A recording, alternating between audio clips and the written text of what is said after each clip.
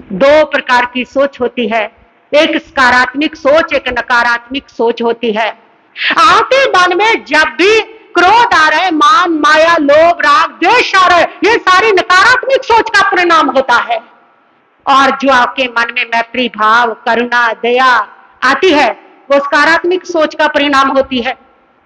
तो जब भी अच्छे भाव आ रहे हैं तो समझ लेना सकारात्मक सोच है आपके पास, और अगर नेगेटिव भाव आ रहे हैं तो आपका जीवन नकारात्मक सोच से ही भरा हुआ है।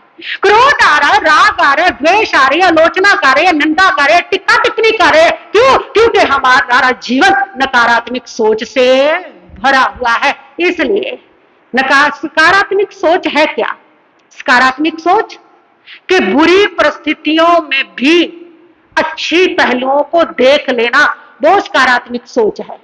परिस्थितियां आपके सामने बुरी रहेगी, परिस्थितियों को नहीं बदल सकते आप, अपनी सोच को बदल सकते हैं।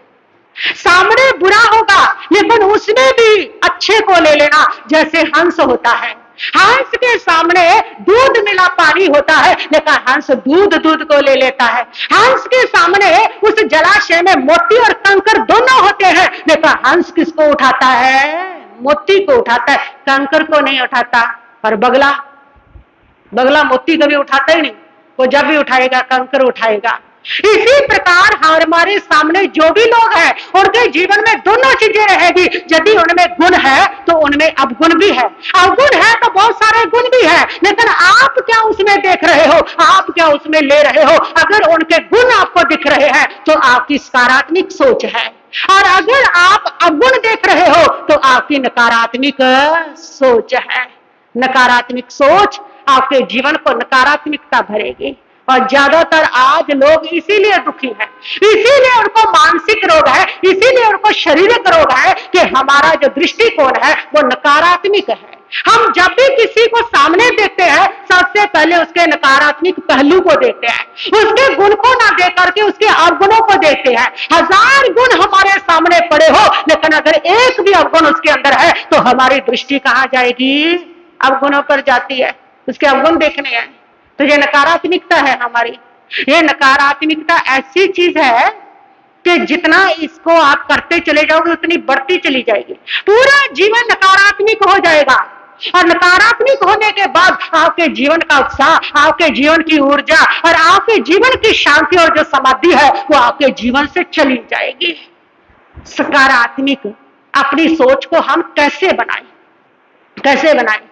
उसके लिए सबसे पहले आप धन्यवाद का भाव रखें, हर चीज के प्रति, हर वस्तु के प्रति धन्यवाद। इंग्लिश का शब्द है थैंक यू, बहुत अच्छा है, और बच्चे हर बात पे कह देते हैं थैंक यू। अगर किसी ने छोटी सी चीज दी है तो भी धन्यवाद, सबका धन्यवाद करें। आपके रिश्ते हैं, उन्होंने कभी ना कभी तो आपको प्रेम दिया है, कभी ना कभी तो आपका अच्छा किया है ना, उसके प्रति धन्यवाद से भरे प्रतिदिन धन्यवाद करें। सुबह उठ करके अपनी डायरी लगा ले और उसमें उनके गुणों को लिख करके उनका धन्यवाद करते रहे। डेली करें धन्यवाद, ये नहीं कि एक दिन कर दिया, सोच दिया, डेली धन्यवाद करें। लेकिन हम तो शिकायतों से भरे हुए हैं कि धन्यवाद तो देना ही नहीं, किया ही क्या तुमने मेरा, आज तक किया ही क्या, कुछ किया ही नहीं किसी ने। जिन्होंने किया उन्होंने एक बार भी अगर नहीं किया तो भी लगता है नहीं किया, जो किया है उस पर तो ध्यान जाता ही नहीं, जो नहीं किया उस पर ध्यान जाता है। और इस प्रकार हमारे जीवन में नकारात्मकता बढ़ती चली जाती है। धन्यवाद दो। अगर जीवन में बुरी स्थितियां आई है ना तो भी धन्यवाद दो। मान लो तुम्हारा अगर दांत टूट गया तो भी धन्यवाद दो कि प्रभु कम से कम एक ही टूटा है, सारे तो नहीं टूटे ना, बहुत धन्यवाद है आपका, एक में गुजारा हो गया। अगर पांव टूट गया और तुम प्रभु को कोसने लग जाते हो, इतना धर्म ध्यान करता हूं, इतना माला करता हूं, फिर भी मेरा पैर टूट गया है, क्या फायदा इनका करने का?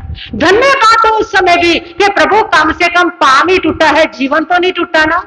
एक्सीडेंट हो गया और उसमें अगर चोट लग गई तो भगवान को मत कोसो कि तेरे मंदिर जा रहा था और मेरा एक्सीडेंट हो गया और आज के बाद कभी आऊंगा नहीं, बल्कि धन्यवाद दो। ऐसी स्थितियों में भी धन्यवाद दो कि प्रभु कम से कम चोट ही आई है, कम से कम जीवन तो नहीं खत्म हुआ, जीवन तो मेरा बचा है ना। तो जितना जितना अच्छा है, जितना जितना पॉजिटिव है, उनके प्रति धन्यवाद देते चले जाओ, धन्यवाद देते चले जाओ, कृतज्ञता व्यक्त करते चले जाओ। ऐसी कोई चीज नहीं है जिसका तुम्हारे ऊपर उपकार नहीं है। परस्परोपग्रहो जीवानाम, महावीर का सिद्धांत है। क्या है? परस्परोपग्रहो जीवानाम। परस्पर सारी सृष्टि का, सारी प्रकृति का, सारे जीवों का एक दूसरे के ऊपर उपकार है, ये महावीर कह रहे हैं। फिर क्यों शिकायत किसी से, फिर क्यों शिकवे किसी से, फिर क्यों गिले किसी से, फिर क्यों नहीं हम धन्यवाद कर पाते जब महावीर कह रहे हैं सबके उपकार एक दूसरे पर है। ये छोटे छोटे जीवों के भी उपकार है, पानी के जीवों का उपकार नहीं हमारे पर, जिसके कारण हम जी पाते। हवा के जीवों का क्या उपकार नहीं हम पर, वनस्पति के जीवों का उपकार नहीं। कौन सा जीव है पर सबका उपकार है, इसी कारण हम एक जीवन जी पाते हैं। इसलिए प्रभु कहते हैं प्रकृति के प्रति भी, हर चीज के प्रति, हर लोगों के प्रति हमेशा धन्यवाद दो कि उनके बिना ये जीवन संभव ही नहीं है। जितना धन्यवाद से भरोगे उतना सकारात्मक सोच तुम्हारी बनती चली जाएगी। दूसरी बात है, सकारात्मक सोच को डेवलप करने के लिए प्रशंसा करनी सीखें। सामने वाले के गुणों की प्रशंसा करें, उसके गुणों को देखें और प्रशंसा करें। कि हमारा धर्म भी यही कहता है, गुणी जनों को देख हृदय में मेरे प्रेम अमर आवे, बने जहां तक उनकी सेवा करके यह मन सुख पावे। हो नहीं कृत घन कभी मैं द्रोह न मेरे और आवे, बने जहां तक उनकी सेवा करके यह मन सुख पावे। हर जीव में, हर प्राणी में, हर वस्तु में कोई ना कोई गुण रहा होता है। बस उन गुणों को देख करके मन को प्रसन्न करो, प्रशंसा करो। जितनी प्रशंसा करते चले जाओगे ना सामने वालों की, उतनी सकारात्मकता आएगी। हम प्रशंसा कम करते हैं, निंदा ज्यादा करते हैं, टिक्का टिप्पणी ज्यादा करते हैं, और उसका नुकसान हमारा ही है कि हम ही नकारात्मक बनते चले जाते हैं और कुछ नहीं मिलता इसके अलावा, नकारात्मक होते जाते हैं। इसलिए इन चीजों को छोड़ो, बल्कि हर व्यक्ति के अंदर जो भी गुण है, कोई भी एक गुण, उस गुण को पकड़ के उसकी क्या करो, प्रशंसा करो। आपके कर्म की निर्जरा होगी, आपका जीवन सकारात्मक बनेगा, आपको समाधि मिलेगी। आप जो देंगे आपको वही लौट के मिलेगा। आज आप प्रशंसा करेंगे, कल को आपको भी प्रशंसा मिलेगी। तो तीसरी बात है उसके साथ साथ के सेल्फ टॉक, अपने आप से सकारात्मक बातें करें। अपने आप से जब आप सकारात्मक बातें करोगे, उससे आपका आत्म संयम, आत्मविश्वास बढ़ेगा। अपने आप से कुछ बातें हम अपने मन में करते रहते हैं, मन में चलता रहता है, वो बातें हम दूसरों को नहीं कहते और अपने मित्र को भी नहीं कहते, प्रिय से प्रिय व्यक्ति को भी नहीं कहते, वो अपने मन में बड़बड़ाते रहते हैं। और वो बातें कौन सी होती हैं? वो कौन सी होती है जो दूसरों को नहीं कह सकते? वो सारी नकती, दूसरों को गालियां देते रहना, दूसरे का बुरा सोचते रहना, दूसरे के अपकारों को याद करते रहना, उपकारों को नहीं अपकारों को, यानी कि उनको याद करते रहना। तो ये सारी वही बातें हम सोचते हैं, इसलिए उससे हमारे नकारात्मकता बनती है। दूसरों की जो है अपने आप से जो बात करते हैं वही बात करें जो अपने प्रियजन से बात कर सकते हैं।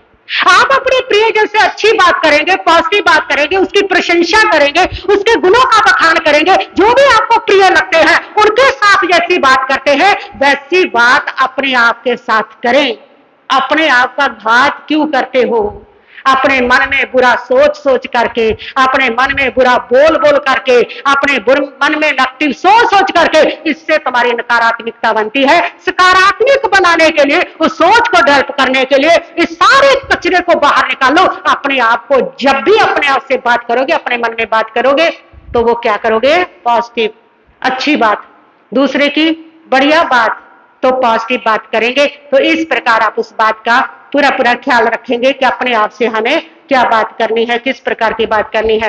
फिर है सकारात्मक लोगों के प्रति संगति करें, सकारात्मक लोगों के साथ रहें, यानी कि जितने भी लोग आपके आप आसपास सकारात्मक बातचीत वाले हैं ना, उनकी संगति करें। जैसी संगति वैसी रंगती आएगी आएगी। निंदा चुगली वालों के पास बैठोगे तो वही प्रवृत्ति आएगी, नेगेटिव लोगों के पास बैठोगे तो नेगेटिविटी आएगी, पॉजिटिव लोगों के पास बैठोगे तो पॉजिटिविटी आएगी। इसीलिए कहा गया महान पुरुषों के सानिध्य में बैठो ताकि तुम्हारे जीवन में सकारात्मकता आए। सकारात्मक लोगों के साथ रहने से भी आपकी सकारात्मक सोच डेवलप होगी। और तीसरा कारण है कि कृतज्ञता व्यक्त करें। जीवन में जो भी आया उसके प्रति आभार व्यक्त करें, कृतज्ञता, एहसान माने सबका कि सबका एहसान है। कहते हैं कि छोटी सी समय नहीं है, चलो हाँ तो कृतज्ञता व्यक्त करें सबके प्रति। छोटी सी कहानी, हाँ तो छोटी सी कहानी कि एक भिखारी था, वो जा रहा था, सामने से एक जो ज्ञानी व्यक्ति है उसको मिलता है। उसने देखा उस भिखारी की टांग टूटी हुई है और उसका एक हाथ भी नहीं है, एक पांव भी नहीं है, लेकिन चेहरे पर बड़ी खुशी है, बड़ा आनंद है। उसको बड़ा आश्चर्य हुआ कि इतना दुखी जीवन है, भिखारी है, भीख मांग है, हाथ इसके नहीं, पांव इसके नहीं, फिर भी चेहरे पर इतनी खुशी, ये तो कमाल हो गया। और उसने उसके पास आकर के उसका रहस्य जानना चाहा कि आपकी खुशी का, आपके आनंद का क्या कारण है। तुम तो भिखारी हो, तुम्हारे पास इतनी कमी है, पैर तुम्हारे पास नहीं, हाथ तुम्हारे पास नहीं, ऐसे में तो व्यक्ति डिप्रेशन में चला जाता है, लेकिन तुम तो आनंद से भरे हुए हो। उसका रीजन क्या, कारण क्या है? उस भिखारी ने बड़ी प्यारी बात कही। उसने कहा कि ये ठीक है, मैं भिखारी हूँ, भीख मांगता हूँ, मैं गरीब हूँ, ये ठीक है, ये ठीक है, मेरा पांव टूटा हुआ, ये ठीक है, मेरे को हाथ नहीं मिला, ये ठीक है, लेकिन मैं ये सोच करके खुश और प्रसन्न रहता हूँ, ये सोच करके परमात्मा का धन्यवाद करता हूँ, उसका आभार व्यक्त करता हूँ कि प्रभु फिर भी तुमने कम से कम मुझे एक हाथ दिया, एक पांव दिया, दो आंखें दी, दो कान दिए, बोलने को जबान दी, मुझसे भीख मांग सकता हूँ, बोल सकता हूँ, किसी से बात कह सकता हूँ, इतना कुछ तुमने मुझे दिया। अगर एक पांव नहीं मिला, एक हाथ नहीं मिला तो कितनी को बड़ी बात है, बाकी तो इतना मुझे मिला है ना, इसलिए मैं क्या रहता हूं, प्रसन्न रहता हूं। क्यों प्रसन्न रह सका? क्योंकि जो मिला है उसके प्रति क्या कर रहा है, वो आभार अभिव्यक्त कर रहा है। तो जो मिला है, जैसा मिला, जितना मिला है, उसके प्रति हमेशा आभार व्यक्त करें। शिकवे गिले गिले कर कर करके अपना हाल खराब ना करें कि मुझे ये नहीं मिला, मुझे वो नहीं मिला, परमात्मा को गालियां ना निकालें, इस प्रकार अपने रिश्तों को गालियां ना निकालें, इसकी वजह से दुखी, उसकी वजह से दुखी, इस प्रकार जितने शिकवे गिले करते चले जाओगे अपना ही बिगाड़ते चले जाओगे, किसी का कुछ नहीं बिगड़ेगा। तो आभार व्यक्त करें सबके प्रति, जितना मिला, जो मिला, हाथ जोड़ के उसको प्रसन्नता के साथ जिए कि बहुत मिला है। अपने से छोटों की तरफ देखें, जो आपसे कमजोर है उनकी तरफ देखें। अगर तुम्हारे पास आज बड़ा बंगला नहीं है और मीडियम मकान है तो झोपड़ी वाले को देखें और आभार व्यक्त करें उसके प्रति, बहुत अच्छा हूं, इससे क्या हूं, बेटर हूं। एक से एक नीचे पड़े हैं, एक से एक ऊपर पड़े हैं, तो अपने से उनकी तरफ दे करके क्या करें, आभार व्यक्त करें। तो उसके बाद कठोर भाषा का, नकारात्मक भाषा का प्रयोग ना करें, ये आपके जीवन में नकारात्मकता भरेगी। भाषा बड़ी प्रभावशाली होती है। एक शब्द ही बोला था द्रौपदी ने, अंधों के अंधे बेटे, नकारात्मक शब्द थे। शब्दों के अंदर भी शक्ति है। उस नकारात्मक शब्दों ने पूरा महाभारत खड़ा कर दिया। तो तुम भी नकारात्मक भाषा का प्रयोग करते रहोगे तो वो नकारात्मक भाषा तुम्हारी आत्मा में महाभारत खड़े करेगी, तुम्हारे तन में रोगों का महाभारत खड़ा करेगी, तुम्हारे मन में तनाव का महाभारत खड़ा करेगी। इसलिए अपनी भाषा को मधुर और मीठा बनाए, उसमें नकारात्मकता ना आने दे। तो ये आपके विचार आपके स्वास्थ्य को प्रभावित करते हैं। निरोग और स्वस्थ रहने के लिए अपने विचारों को स्वस्थ बनाए, अपने विचारों को निरोग बनाए। जिस दिन आपका विचार निरोग हो गए उस दिन आपका स्वास्थ्य निरोग हो जाएगा। और आज तो सारी बीमारियों का कारण डॉक्टर साइकोसोमैटिक कह रहे हैं, साइकोसोमैटिक यानी कि तुम्हारे मन से उपजे हुए रोग है जितने तुम्हारे तन में आ रहे हैं, जितने शरीर में रोग पैदा हो रहे हैं वो सारे तुम्हारे मन से, मन के कषायों से, बुरी सोच से पैदा हो रहे हैं। और अगर तुम इसको बदल लोगे तो तुम्हारे तन के रोग क्या हो जाएंगे, समाप्त हो जाएंगे। ये सोच से हो रहे हैं। बुरी सोच छोड़ो, बुरी सोच अशुभ कर्म का बंद करती है। अशुभ कर्म से जीवन में दुख ही आते हैं, तकलीफें ही आती हैं, रोग ही आते हैं। इसलिए इस सत्य को समझो। और आयुर्वेदिक भी कहता है, तो यही कहता है आयुर्वेदिक कि जितने भी रोग है ना ये पाप की वजह से है, बुरी सोच की वजह से है, बुरी सोच सोच करके जो पाप कमाते हैं उन पापों का विस्फोट होता है, जो तुम्हारे शरीर में क्या आते हैं, रोग आते हैं। तो विचारों को निर्मल बना करके, विचारों को सुंदर बना करके, विचारों को सकारात्मक बना करके बहुत सारे रोग हम समाप्त कर सकते हैं। ये विचारों की ताकत है, ये विचारों की शक्ति है। विचार वो औषध है जो बिना दवा ले तुम्हारे रोगों को क्या कर सकता है, ठीक कर सकता है। तो आज से कोशिश करें कि हम हमेशा निर्मल, शुद्ध, स्वस्थ विचार रखेंगे, पॉजिटिव विचार रखेंगे, कहीं पर भी नेगेटिव ना बोलेंगे, ना टिक्का टिप्पणी करेंगे, ना सोचेंगे। ये सोच बदलने की बहुत ज्यादा जरूरत है, क्योंकि हमारी दृष्टि हमेशा नेगेटिव पर ही रहती है, टिक्का टिप्पणी पर ही रहती है, दूसरे के अवगुणों पर ही रहती है, और उससे हम तनाव से भी भरेंगे और हम शरीर के रोगों से भी भरेंगे। इसलिए अपने विचारों को स्वस्थ सुंदर बनाए। हो गया घड़ी में समय।